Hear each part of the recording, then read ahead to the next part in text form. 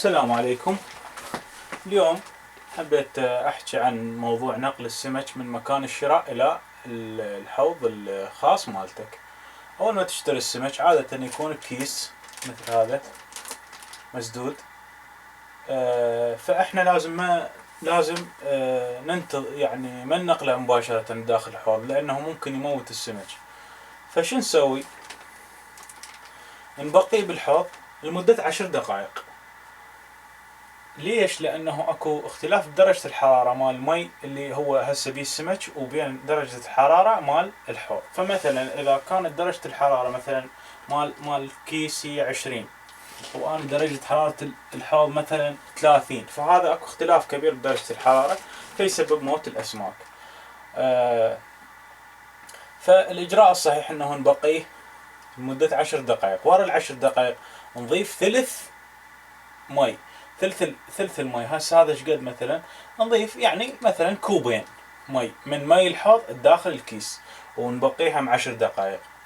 ووراها هم نضيف كوبين للكيس داخل الكيس من مي الحوض، نشيل كوبين ونخليه بداخل الكيس. راح يصير مي هواي بالكيس بس هذا مو مشكلة.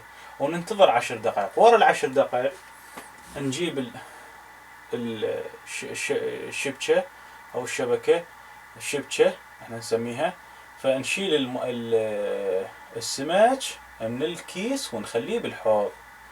هذا يكون الإجراء الصحيح لنقل السمك داخل الحوض. اكو صورة كلش حلوة تبين هذا الشيء. يعني ما اعرف اذا هسه ما جاي تطلع التركيز بالضبط. اوكي، فهسه مرت 10 دقائق. راح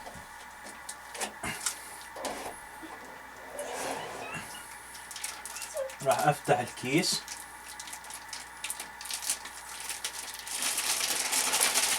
مثل ما انتم شايفين، واجيب من مي الحوض كوب او كوبين حسب. يعني اني صراحة هذا كوب وهذا الكوب الثاني. هسه ارجع واسد الكيس وانتظر 10 دقائق ثانية. اوكي، خلصت 10 دقائق. راح اجيب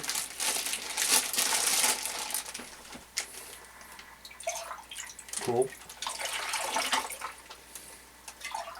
وهذا الكوب الثاني واسد الكيس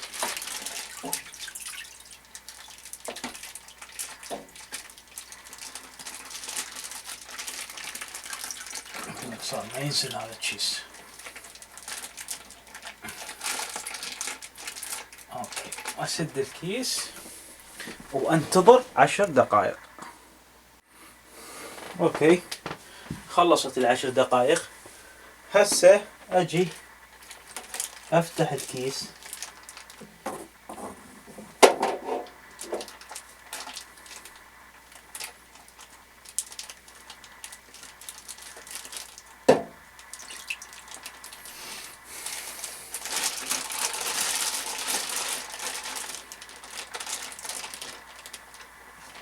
واقوم انقل بالسمك من الحوض مثل ما جاي تشوفون. هاي الاوسكار والسكليد هسه نقلناهن.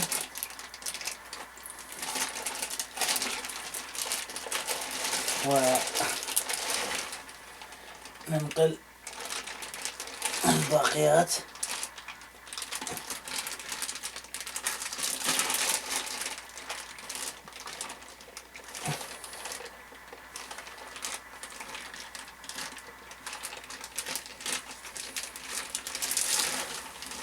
هم السكليد يجي نقلهن.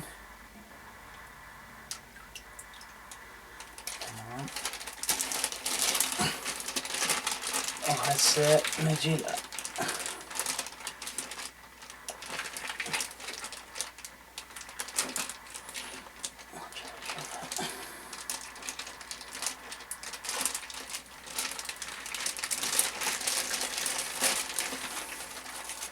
نقلنا البليكو والسكليد الأخيرة.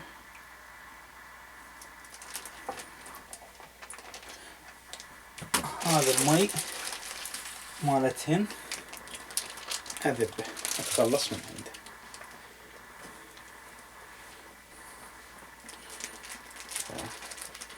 لحظة.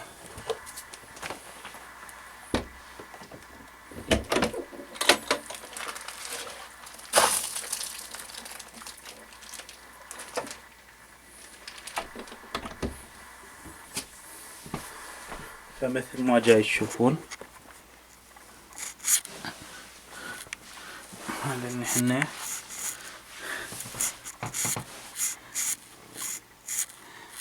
كله تمام.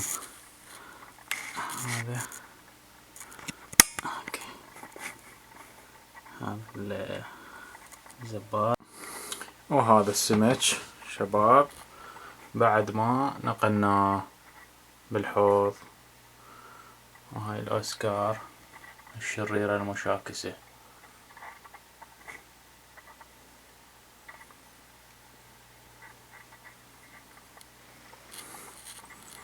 واتمنى اكون ساعدتكم وشكرا جزيلا.